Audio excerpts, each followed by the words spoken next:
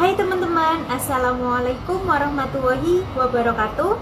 Di sini saya akan mempresentasikan tentang angket, instrumen, dan pedoman wawancara guna untuk memenuhi tugas mata kuliah kajian masalah penelitian matematika. Nah, angket, instrumen, dan pedoman wawancara ini yang akan saya gunakan dalam penelitian nanti. Nah, sebelumnya saya akan memperkenalkan diri terlebih dahulu. Perkenalkan, nama saya Nur Hidayah dengan NIM 170310007. Saya dari Prodi Pendidikan Matematika, Fakultas Keguruan dan Ilmu Pendidikan Universitas Islam Darul Ulum Lamongan. Nah, langsung saja saya presentasikan tentang angket, instrumen, dan pedoman wawancara berikut ini ya. Baik, yang pertama angket gaya belajar, di mana angket ini yang akan menentukan apakah gaya belajar siswa itu visual, auditorial, ataupun kinestetik. Langsung saja ke petunjuk pengisian angket. Tulislah identitasmu sebelum mengisi angket gaya belajar. Nah, di sini siswa akan mengisi nama, kelas, maupun nomor absen. Selanjutnya, bacalah pertanyaan dengan baik dan seksama. Berilah tanda checklist pada salah satu pilihan jawaban yang sesuai dengan kebiasaan dan yang paling sering dilakukan. Di sini ada 17 butir soal, di mana yang pertama, ketika membaca saya pilihannya membaca dalam hati, membaca sambil menggerakkan bibir, atau membaca sambil menelusuri dengan jari sebagai petunjuk. Ini siswa akan memilih salah satu dari 3 pilihan ini. Begitu juga dengan soal selanjutnya sampai pada soal ke-17. Yang kedua, ada angket kesulitan belajar. Angket ini dibagikan kepada responden dibuat dengan pernyataan ya atau tidak, karena peneliti ingin mendapat jawaban yang pasti. Angket ini digunakan untuk mengetahui faktor kesulitan belajar yang dialami siswa. Cara pengisian angket ini dilakukan dengan memberi tanda checklist pada kolom yang sudah disediakan. Di sini ada 2 faktor, yang pertama faktor eksternal dan yang kedua faktor internal. Faktor eksternal ada 2, dari lingkungan keluarga dan lingkungan sekolah. Langsung saja ke yang pertama, lingkungan keluarga. Di sini ada 5 pernyataan, di mana pernyataan yang pertama, saya berasal dari keluarga broken home. Siswa akan memilih ya atau tidak. Begitu juga seterusnya sampai pada pernyataan nomor 5. Yang kedua, dari lingkungan sekolah,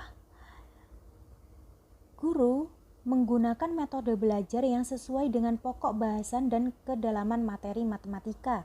Siswa akan memilih ya atau tidak. Begitu juga pada sampai pernyataan nomor 14. Faktor yang kedua ada faktor internal. Pernyataan yang pertama, saya dapat melihat tulisan di papan tulis dengan jelas. Siswa akan memilih ya atau tidak. Seterusnya sama sampai pada pernyataan nomor 27.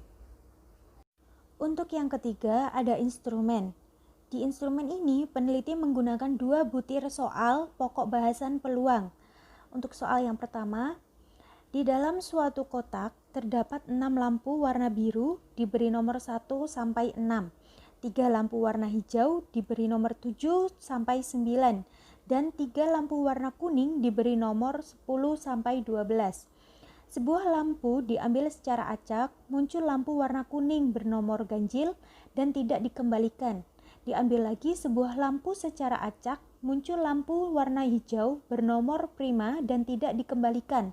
Jika diambil lagi sebuah lampu secara acak, peluang terambilnya lampu bernomor prima adalah, untuk soal nomor 2, di dalam kotak 1 terdapat 12 permen rasa mangga dan 3 permen rasa anggur.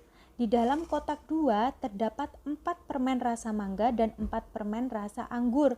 Jika dari kotak 1 dan kotak 2 masing-masing diambil 2 permen satu per satu dengan pengembalian, maka peluang terambil 1 permen rasa anggur adalah. Yang terakhir ada pedoman wawancara. Pedoman wawancara ini dibuat dengan tujuan untuk mengetahui kesulitan belajar siswa dalam memahami pokok bahasan peluang. Wawancara ini dilaksanakan setelah siswa mengerjakan instrumen soal peluang. Pedoman wawancara ini hanya sebagai pertimbangan dalam melakukan wawancara, agar pertanyaan yang disampaikan tidak menyimpang dari tujuan penelitian.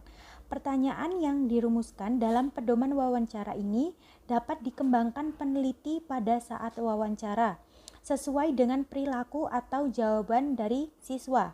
Pertanyaan yang digunakan saat wawancara memungkinkan tidak persis sama dengan pertanyaan yang tertulis pada pedoman wawancara ini, namun tetap dalam substansi yang diinginkan. Di sini indikatornya ada 4 indikator. Untuk indikator yang pertama, siswa mampu membandingkan kesesuaian informasi yang diperoleh dengan pengetahuan yang dimiliki sebelumnya. Untuk butir wawancaranya ada, apakah kamu pernah mempelajari tentang materi peluang? Yang kedua, apa yang kamu ingat tentang materi peluang? Yang ketiga, apa kamu pernah mendapat permasalahan atau mengerjakan permasalahan seperti soal instrumen tersebut? Yang keempat, apakah kamu bisa memahami permasalahan soal cerita tersebut? Yang kelima, apakah informasi dari soal tadi sama dengan apa yang kamu ketahui sebelumnya? Dan yang terakhir, apakah ada kesulitan saat mengerjakan soal? Untuk indikator yang kedua, siswa mampu menyebutkan alternatif penyelesaian atau solusi yang masuk akal dan yang mungkin digunakan untuk menjawab soal berdasarkan pengalamannya.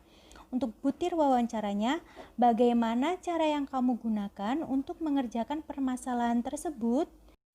Indikator yang ketiga, siswa mampu memilih solusi tertentu dari alternatif solusi yang ada. Butir soalnya, apakah kamu yakin cara yang kamu pilih adalah cara yang benar? Selanjutnya, indikator siswa mampu menjelaskan mengapa memilih solusi tertentu secara masuk akal.